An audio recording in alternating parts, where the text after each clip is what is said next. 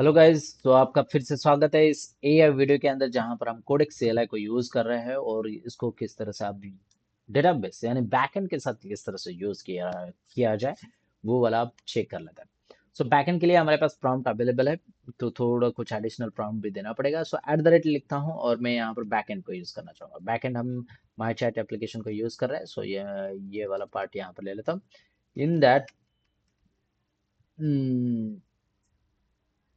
in that connect with with @ front end my chat. So make sure both application are connect with each other. uh, for spring boot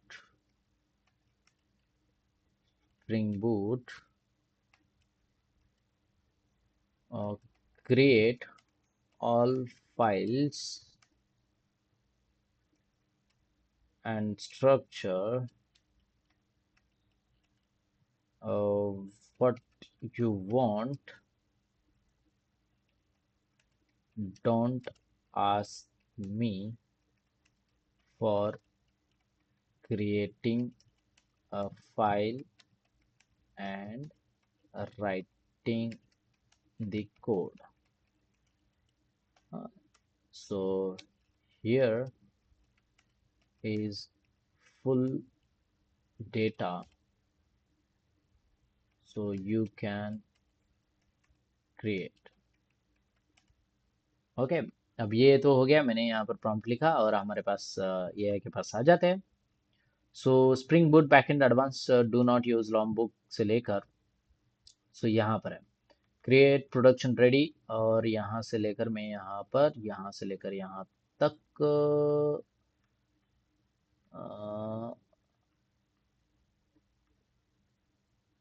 final architecture. Okay, ये पूरा part मैंने copy कर रहा हूँ। ठीक है, मैंने पूरा पार्ट कॉपी किया और कॉपी करके आता हूँ कोडेक्स के पास। कहाँ चला गया कोडेक्स? कोडेक्स शिट, हाँ यही है कोडेक्स। भूल ही गया कोडेक्स कहाँ चला गया। एंट्री और कंट्रोल V, और ये हो जाने के बाद एंटर। सो इसने फिर से स्टार्ट किया। 1 सेकंड से लेकर देखो, इसने फिर से स्टार्ट किया है। सो 20 मिनट हमने फ्रंट एंड के लिए ले लिया। अब ये, हाँ, I will build the full backend Spring Boot and wire it to your existing React front end. वाह, बोल दिया उसने, देखो। And JWT raised top, including security, DTOs, friend or group rules with messages, history, APIs. I am first inspecting the current backend folder, then I will scaffold the implementing all these things. So इसने बनाना start किया है क्या? pom.xml को read किया है उसने, then inspecting source and build the file. Okay, done. इतना fast है, इतना सब कुछ करेगा जो कि आपको करने में सदियों बीत जाती है। So I'm now replacing the default Spring Starter with a complete backend architecture.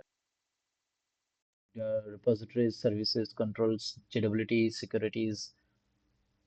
Okay, XML schema instance, project XML. ठीक है, ये थोड़ा बहुत चेंजेस कर लेता है, देख लेते हैं क्या करता है।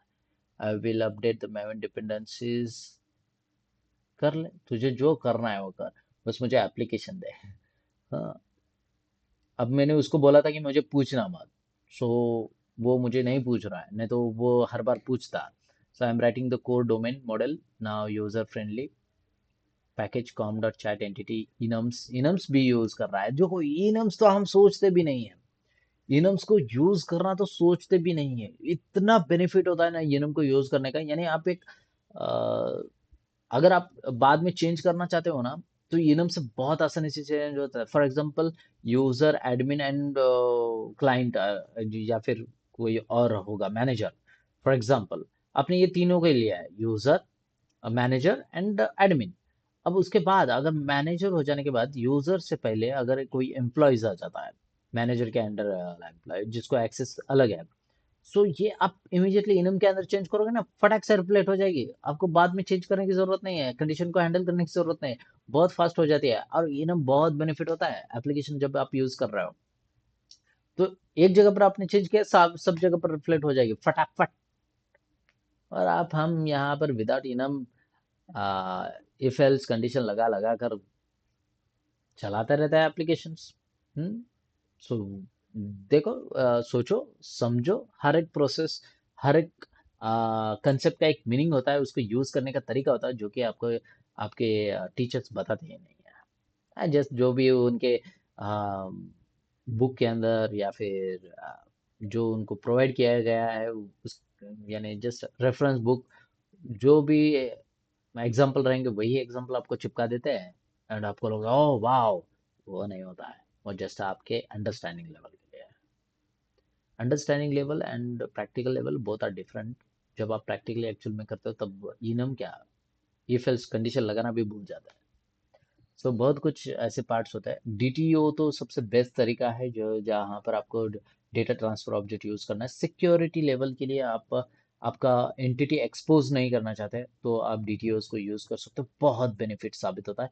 यानी आप डायरेक्टली कनेक्ट नहीं करते हो डीटीओ के साथ, सर्विसेज अगर यूज कर रहे हो तो आप डायरेक्टली कंट्रोलर को एक्सेस नहीं दे रहे हो रिपोजिटरी का, आपने कहीं और लिखा है। क्योंकि सर्विसेज के अंदर और कंट्रोलर के दोनों के बीच में जो जाने का तरीका है वो स्प्रिंग कंटेनर के थ्रू जाना पड़ेगा, क्योंकि यहाँ पर आप हार्ड कोडेड यानी टाइट कपलिंग नहीं कर रहे हो, जिसे लूज कपलिंग बोला जाता है। डिपेंडेंसी इंजेक्शन का पार्ट है, जहाँ पर आप तीन तरह के डिपेंडेंसीज के अंदर से आप ऑटो वायर्ड वाला एक यूज करते हो ज़्यादा से ज़्यादा, जिसको यूज नहीं करना होता है एक्चुअल में, आप कंस्ट्रक्टर इंजेक्शन को यूज करना होता है।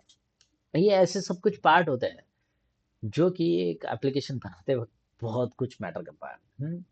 तो अभी मैं ये सब कुछ आपको क्यों बता रहा हूँ, बताने की ज़रूरत नहीं है। अब देखो यहाँ पर ये खुद बना रहा है, मुझे कुछ करने की ज़रूरत नहीं पड़ रही है।